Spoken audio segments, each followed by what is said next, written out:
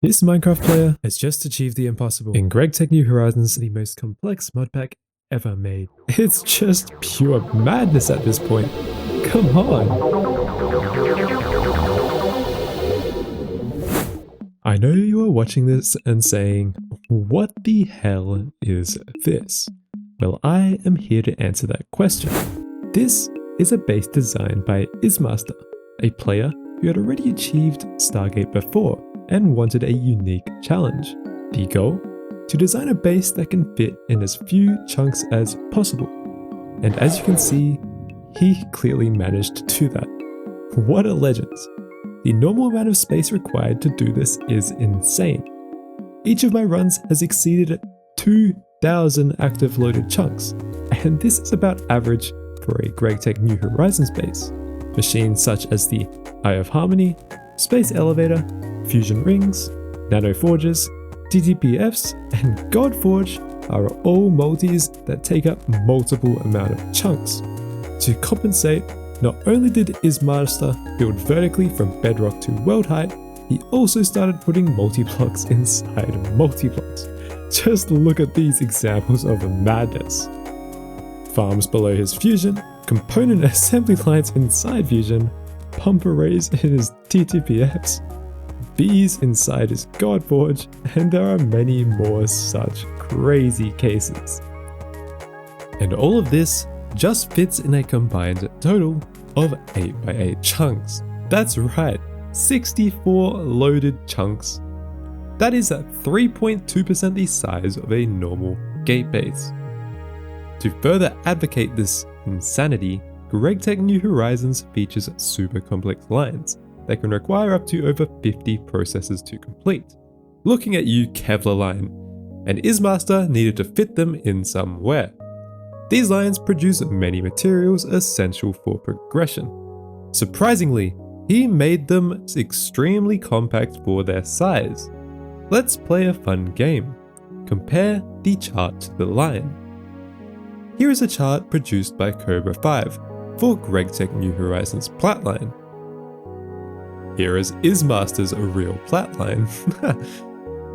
And here is a chart for the GTNH length lines. And here is Ismaster's real length lines. These aren't even using maintainers. Crazy, right? The utilization of stellar and fluid conduits here are also very surprising to me. I have never seen them utilized late in the game, so this definitely means that this is a setup he just left here from the early game. Late game, these lines are removed, since you do get a better replacement called the QFT to save on TPS. This is otherwise known as the Quantum Force Transformer. This is a multi-block that uses huge amounts of power and quantum field stabilization to disassemble simple molecules and reassemble them into more complex ones. The machine replaces nearly every processing chain in GTNH with a one-step recipe, and he had 21 of these, so maybe he just didn't want to remove his old lines, just like all of these HV machines and this basic chest storage just left here from EV. For you guys who think this may be faked, why don't we take a little look into his A2 system? That's for sure the most exciting part of a gate base and will for sure prove his authenticity. Millions upon billions of items are contained here, not to mention all of the fluids. It even looks like his storage is defragmented as it should be. Ismaster has also accumulated over 2,000 hours of playtime as shown in server utilities, which is around typical of a Stargate base nowadays. Don't fall for the general YouTube trap where GregTech New Horizons takes tens of thousands of hours to complete. I promise you, it doesn't. Don't worry, this is an easy pack. Trust me. Let's check his Eye of Harmonies to see how many astral arrays a base of this caliber has, and I'll be able to predict how long it took them to craft Stargate based on my previous experience. But first, let's explain a little context behind how the endgame works. For people with no experience with GregTech New Horizons late game, the Eye of Harmony is a multi-block for harnessing the power and resources of small solar systems by creating a pocket of space-time using trans-dimensional engineering. Other than the shielded Lagrangian annihilation matrix, the Eye of Harmony greatly surpasses every other power gen in GTNH, while also gathering billions of resources with each iteration. However, operating the Eye of Harmony is no small feat and requires delicate precision to avoid penalties and longer wait times. This multi is the main time gate of Stargate and can be modified through different casings and planets to use tons of power to generate an endgame fluid called Universium. Astral arrays, the thing that I mentioned earlier, are an item that you can insert into an Eye of Harmony that gives it parallels, so it can simulate many universes at once, with the obvious cost of massive amounts of power.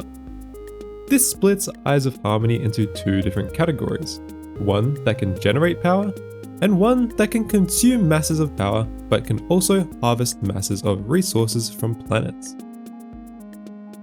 These astral arrays also cost an entire Eye of Harmony, making them very, very expensive. Universium is produced very slowly, but astral arrays cost a lot of resources, so you need to strike a balance between how many astral arrays you craft, how much time you are willing to spend waiting, and how much power you have. Truly the ultimate endgame balance to optimize crafting speed effectively.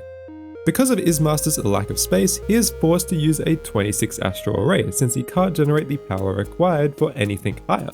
A typical setup uses around 43. This setup would take approximately over 10 days to obtain enough Universium for a single gate.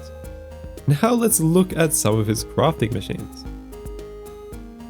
Advanced assembly times are the next big time gate, with many circuits and the Eye of Harmony components needing to be crafted inside of them. It looks like his advanced assembly lines are not an issue, as they are being overclocked to just over 1 million amps of UXV, which is essentially 500,000 billion EU per tick, probably enough to instantly craft 99% of recipes in the game. At the heart of all of this lies the Forge of the Gods, the biggest multi-block in the game. A structure so large and advanced it bends the rules of Minecraft itself. Built around a stabilized neutron star, this UIV tiered machine draws wireless energy directly from the void, smelting, forging, and converting matter on a cosmic scale. The forge feeds on stellar fuel, compressing space and time through gravitron shards, fragments of collapsed stars that warp space-time and push the machine beyond known limits. With every upgrade, it evolves, increasing heat, power, and parallel capacity until it transcends the concept of material processing altogether. Fitting this absolute colossal multi-block into the space is truly impressive, and it was very smart positioning it vertically. Very cool. All of its upgrades are maxed out, meaning it was very easy to cook the Stargate crystal core, which needs an absolute insane amount of heat. What an absolute gigachad. You really can just compress all these machines into a couple of chunks. I am honestly really impressed. So you may be wondering how this guy has not been chunk banned. Well, in fact the GregTech New Horizon devs recently moved the 2 MB chunk size limit Minecraft has all the way to 2 GB per chunk. Imagine how many furnaces it would take to get to that.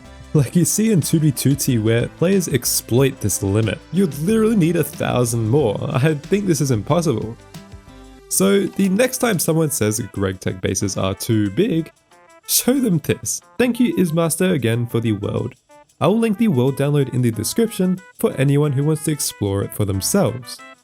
And if you want my initial reaction to the full world tour, I'll be releasing a video very soon. Anyways, don't forget to hit that like button and subscribe to the channel. It is truly appreciated.